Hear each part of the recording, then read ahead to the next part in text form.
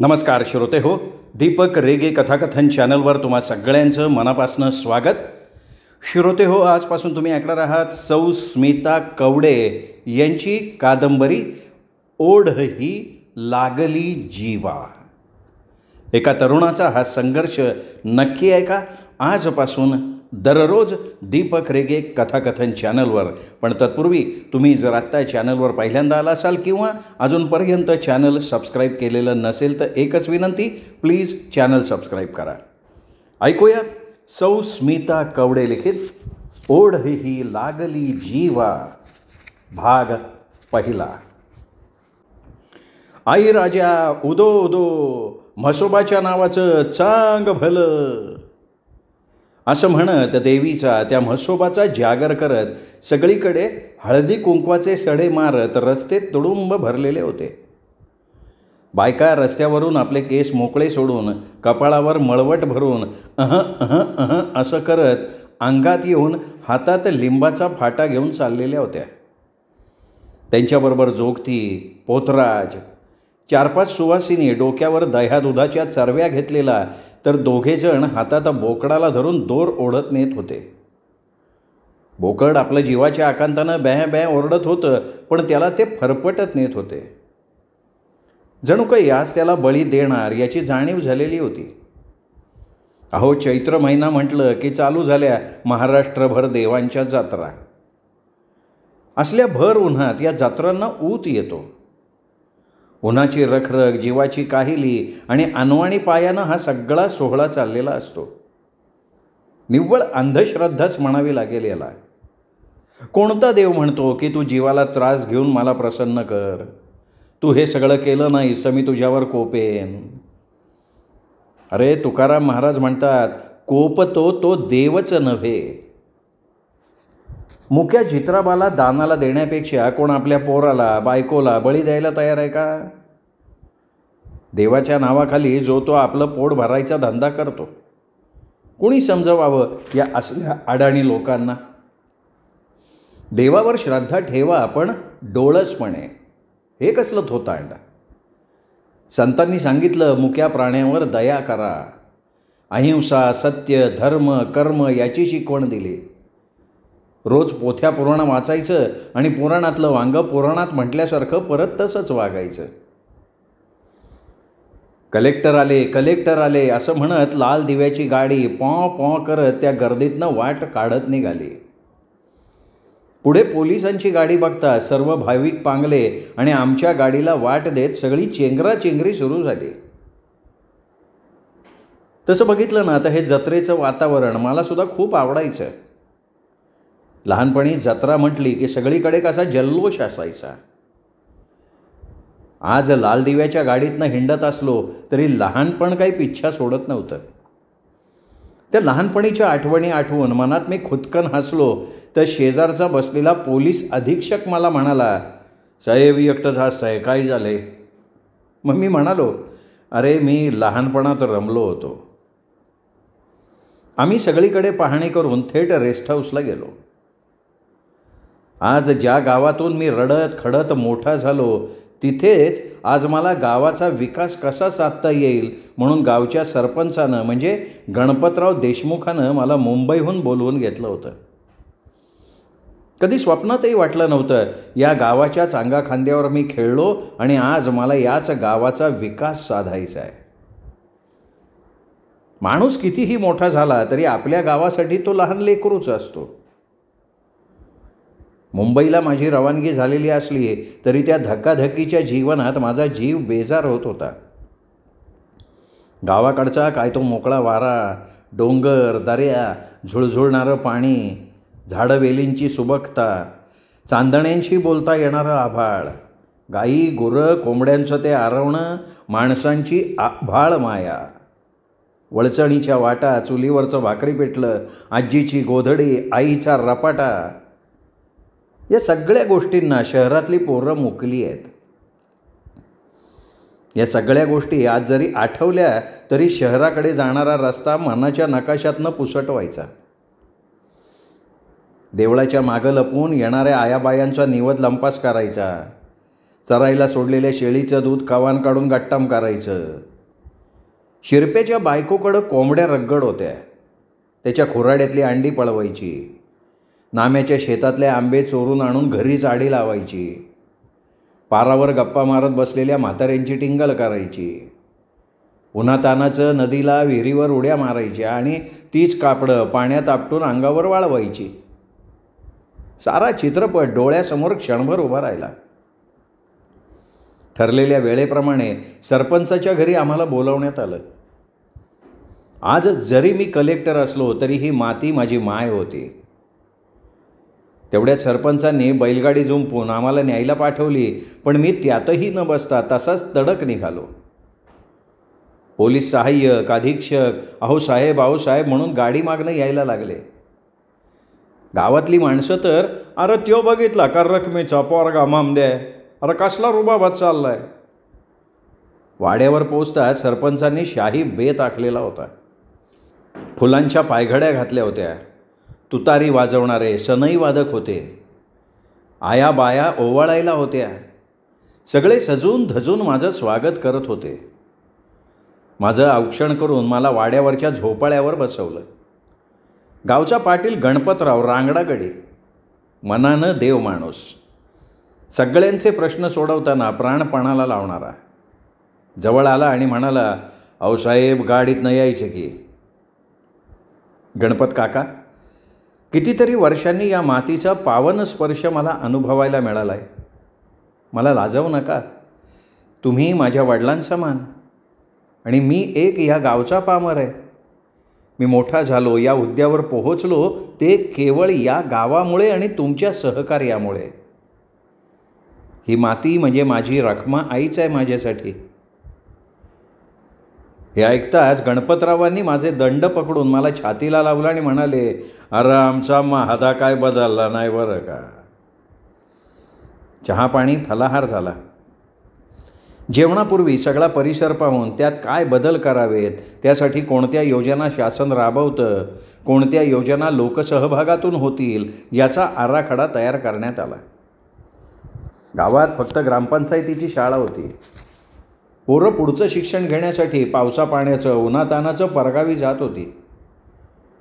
गावात दवाखाना, सुसह्य रस्ते, स्वच्छ पाण्याची सोय, स्वच्छतागृह या सर्व सोयीसुविधा माझ्या प्रत्येक गावकराला मिळण्यासाठी मी धडपड करायला लागलो. माझ्या करवी म्हणण्यापेक्षा या गावच्या विकासासाठी माझा खारीचा वाटा लागतोय यात मी धन्य झालेलो होतो. 2-4 दिवसांची रजा काढून मी आलो होतो. त्यामुळे गावचा रस्ता पिंजून काढलेला होता. जग चंद्रावर गेलं काय किंवा पाताळाचा शोध लागला काय, पण माझ्या गावात यत्किंचित काडी मात्र बदल झालेला नव्हता. जसंच्या तसं, अगदी माझ्या लहानपणी होतं ना तसं. ती सोनाराची आळी, नदीवरचा धोबी घाट, लहानपणी मनात घर करून बसलेली चमीची झोपडी, अगदी डोळ्यात त्याचं प्रतिबिंब साठवावं आणि 30 वर्षांनंतरही त्याचा फोटो जसाच्या तसा असावा. पण काळानुरूप सरपंचांनी घेतलेला निर्णय योग्य होता. नव्या पिढीसाठी गावाचा विकास करणं गरजेचं होतं. शहरातल्या पोरी गावातल्या पोरांना नकार द्यायच्या. गावातली पोरं घरदार सोडून कामधंद्यासाठी परगावी जायची. चांगली बाजारपेठ नसल्यानं शेतकऱ्यांची फसवणूक व्हायची. या एक ना अनेक कारणांमुळे गाव विकसित आपणच करायचा हा मनाशी मी निर्धार पक्का केलेला होता. गावाच्या विकासासाठी शासनाकडून जो निधी उपलब्ध होता तो निधी मंजूर करून घेतला. मी स्वतःहून माझ्या पगारातला पाव भाग गावासाठी खर्च करायचं ठरवलं. गाव तसं लय जुनं पुराणं, नदीकाठावर बसलेलं. धड गावाकडे जायला महामंडळाची एसटीसुद्धा दबकायची.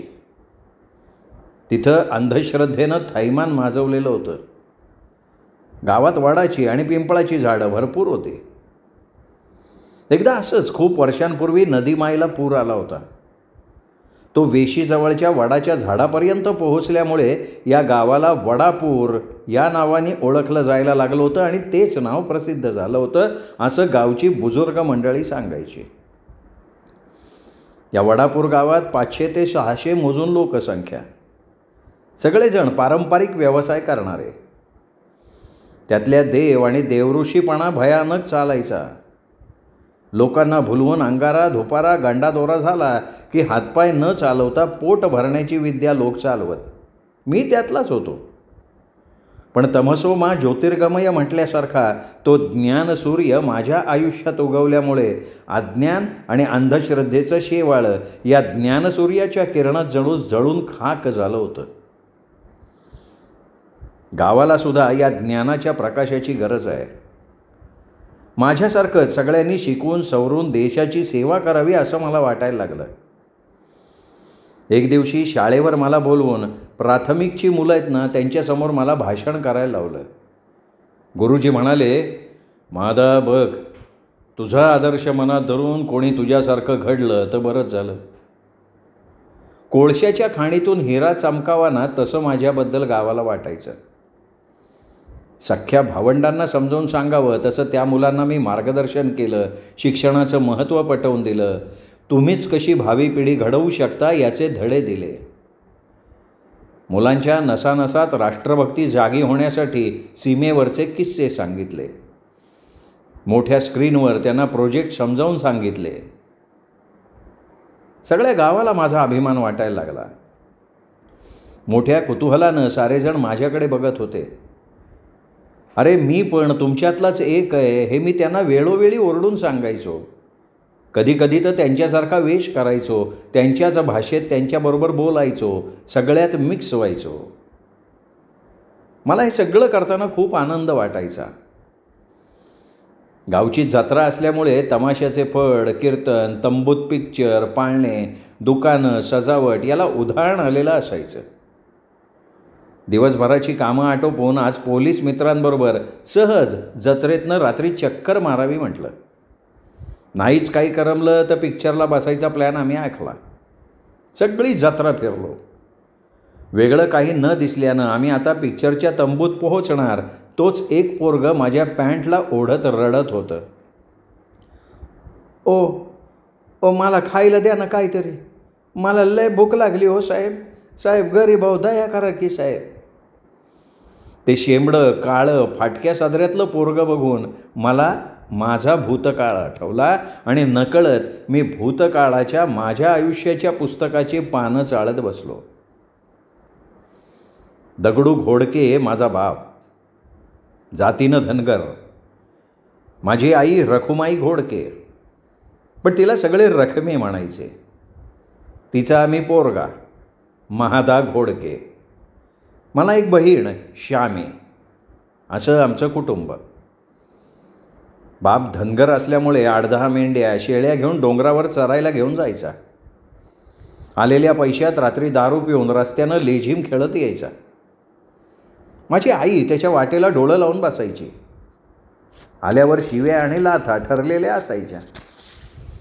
गावाच्या जवळजवळ बाहेरच वेशीलगत आमचं खोपट होतं.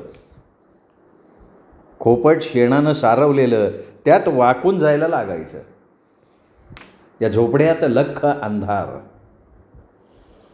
त्या झोपड्यासारखा आमच्या पण आयुष्यात अंधारच होता. या अंधाराची काजळी एवढी माखलेली की आमचा रंग पण काळाच. रंग गेला तर पैसे परत म्हणण्यासारखं. ढगाळलेला सदरा, 4 ठिगळं लावलेली चड्डी, सदऱ्याला बटण नाही, ओठापर्यंत वाहणारा शेंबडाचा झरा, तेल नसल्यानं राठ झालेले केस, दाताच्या पुढच्या खिडक्या पडलेल्या, पोट फुगलेलं. अशा अवतारातला एक फोटो मी आवर्जून जपून ठेवला आहे. मी तो काढून माझा भूतकाळ तपासतो आणि परत जमिनीवर येतो. असला माझाच फोटो मलाच जणू घाबरवत होता. त्या खोपटात कधी लक्ष्मी नांदलीच नाही. जेव्हा बघावं तेव्हा फक्त रकरक, वसवस आणि 18-20 दारिद्र्य. रोज त्या परिस्थितीला झुंज देत देत माझी आई रात्रीला जरा सुखानं पाठ टेकायची की ती वसवस उजाडलेली आहेच तिच्या उश्याला. उठलं की रात्री भुकेनं रडून रडून झोपलेली 2 कार्टी परत उजाडताच भॉ म्हणून तोंड वासायची आणि तो दारुड्या नवरा दारूसाठी पैसे दे म्हणून तिला मारायचा, भांडायचा. रोज धराधरी हाणामारी बघून आम्ही भावंड इटून गेलो होतो. अंगात बळ नव्हतं तरी ती 2 पाडसांसाठी नवऱ्याशी लढायची. 4 घरी मोलमजुरी धुणीभांडी करायची, पण कुणापुढं हात पसरत नव्हते. मीच जरा खोडकर होतो. भूक सहन नाही झाली की कोणाच्या तरी टोपल्यातल्या भाकरी चोरून आण, कोणाची कणसं मोडून आण, कोणाच्या म्हशीची धार काढ, आणि मग शामीला घेऊन एका कोपऱ्याला बसून खायचो. आईला कळलं की आई ओल्या चिपाडानं माझी नडगी शेकायची. तेवढ्यापुरतं नाही म्हणून परत तेच करायचो. पोटाला लागलेली आग लय वाईट असायची.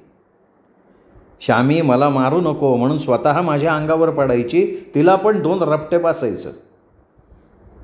पण थोड्या वेळानं तीच आई आम्हाला पोटाला घेऊन रडायची आणि स्वतः गालात मारून घ्यायची. मीच तुम्हाला कमी पडते म्हणून स्वतःला कोसायची. या साऱ्या गोष्टीचं बापाला काही देणं घेणं नव्हतं. त्याचं रोजचं आपलं निवांत चाललेलं असायचं. कधीकधी तर तो आमच्या ताटातला पण घास हिसकावून खायचा. त्याच्या पोटात दारूरूपी हैवानच शिरलेला होता. कितीतरी वेळा मी तर रागाच्या भरात बापाच्या डोक्यात दगड घालायला उठलो, पण आई कसाही असला ना तरी त्याला जीवापाड सांभाळायची. स्वतः उपाशी राहायची, पण लोकांच्यातलं वाढून आणलेलं आधी आम्हाला आणि त्या बापाला खायला घालायची. आई 4 मोठ्या घरची धुणी भांडी करायची, तेव्हा कुठं पोटाला घास मिळायचा. लयच काम पडलं तर मला नाही तर सुमीला हाताखाली घेऊन जायची. कष्ट करायची, पण स्वाभिमानी होती. आम्ही शिकावं म्हणून तिची तळमळ असायची. सकाळी शाळेला जावं लागायचं म्हणून 4 रेटं बडवून कामाला जायचा ओढा तिला असायचा. पण त्याच्यावर कालवण का केलं नाही म्हणून आम्ही तिच्याकडं भांडी घासते तिथं रडत जायचो. असंच एके दिवशी मेरा काकूच्यातली आई भांडी घासत होती. तिथं रडत गेल्यावर आईनं 2 रपाटे लावले. रडत रडत तसंच शाळेत निघून गेलो. त्यावेळेस आई पण रडतच भांडी घासायला लागली. त्या भांड्यातनं एक दुधाचं पातेलं कडेची साय न खरडता टाकलेलं रोज असायचं. मग आईनं दुसऱ्या दिवसापासून मला त्या काकूंच्या घरी घेऊन जायला लागली. पदराला अर्धी भाकरी आणि चिमूटभर साखर मळकटलेल्या साडीच्या पदराला बांधून आणायची. ते दुधाचं पातेलं ती आधी चमच्यानं खरवडून त्यात पाणी ओतायची आणि त्यामध्ये ती पदरात बांधलेली भाकरी आणि साखर कालवून कुस्करून एका कोपऱ्याला बसवून मला भरवायची. आणि आता जा असं म्हटलं की मी जणू पंचपक्वान्न जेवल्यासारखा खुश होऊन सुसाट पाळायचो. मग रोज हा नित्यक्रम सुरू झाला. रोजच आई त्या पातेल्यातलं कालवून मला द्यायची. एक दिवशी त्या मीरा काकूंनी खिडकीतनं बघितलं तर त्यांचा पारा एकदम चढला. लागल्या बोलायला, काय गं रखमे, पोराला चोरून खाऊ घालतेस होय? इथे असली नाटकं करायची असतील तर उद्यापासून इथे फिरकायचं नाही.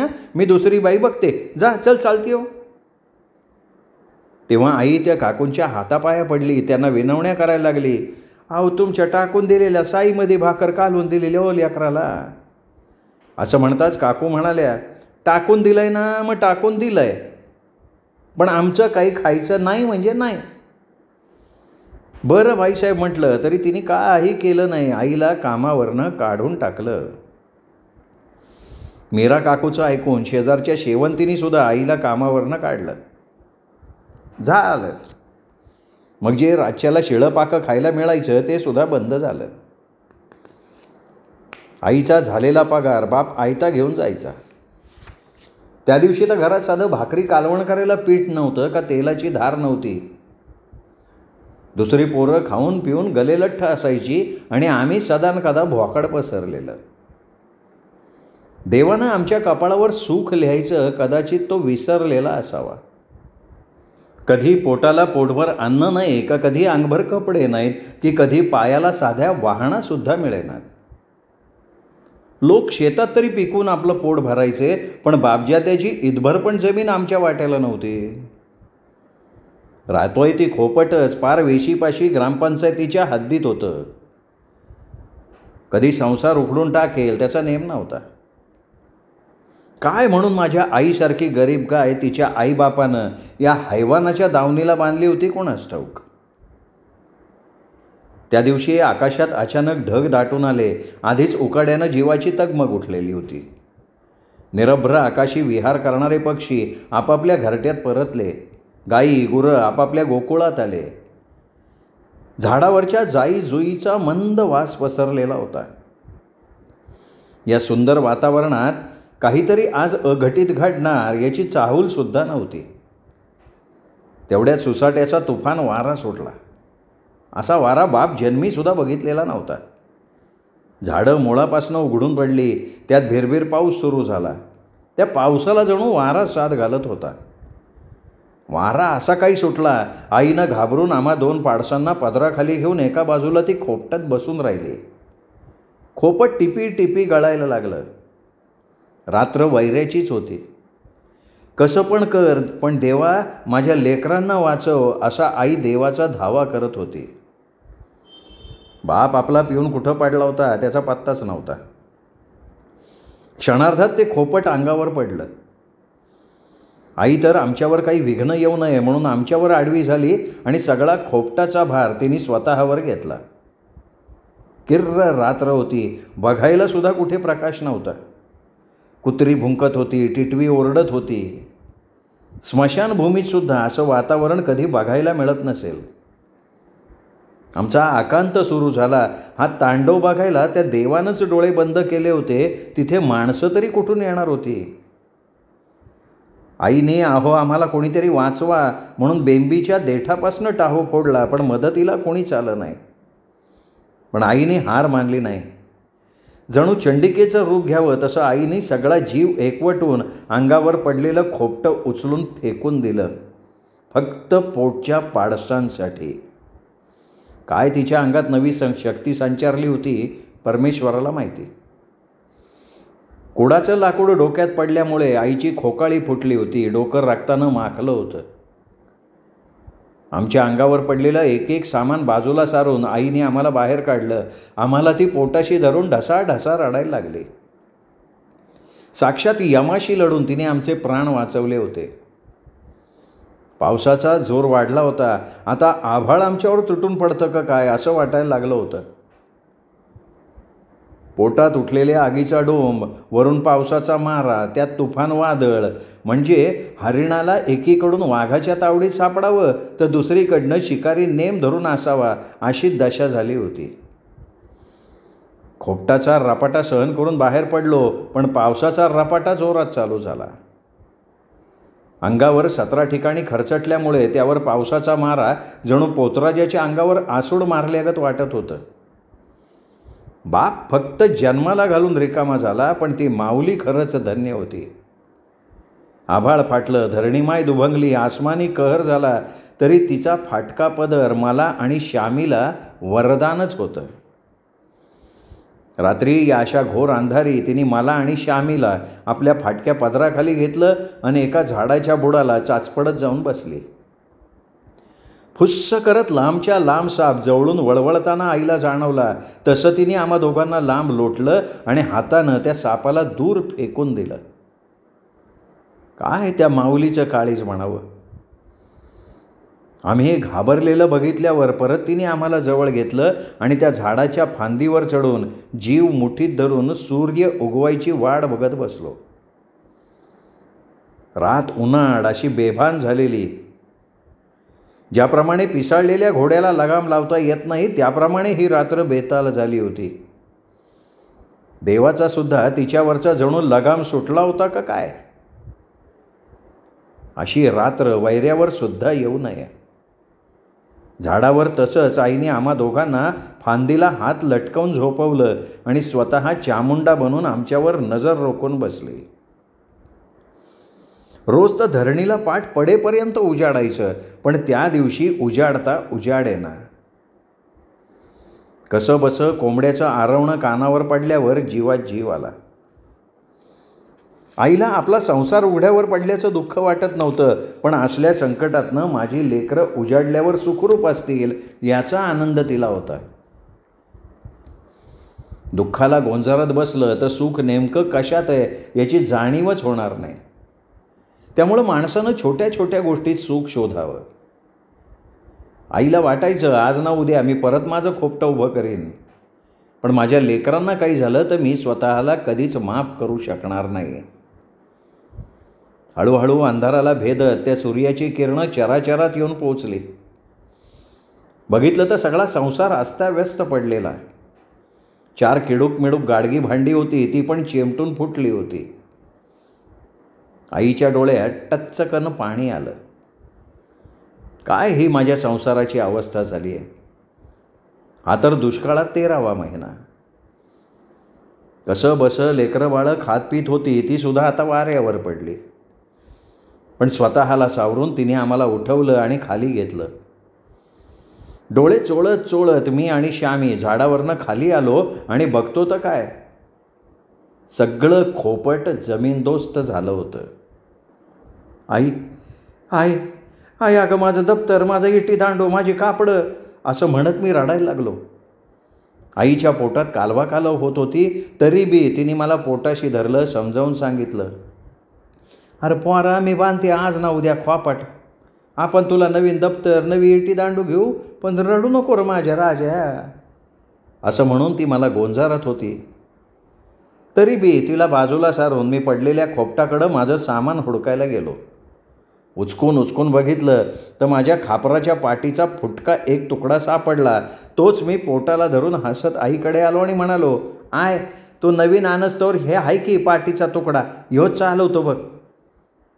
असं मी म्हटल्यावर आईला भरून आलं. तिने आम्हा दोघांना जवळ घेतलं आणि म्हणाली, माझी पोर लय गुणाची. माझं शाळेवर आणि माझ्या दप्तरावर लय प्रेम होतं, म्हणून आईची तडफड उठायची. माझ्या महाद्यानं 4 बुकं शिकावं, पण एकदा का पोटात कावळे वरडायला लागले का महादा येड्यासारखं करायचा. झालं सगळं गाव आलं तमाशा बघायला.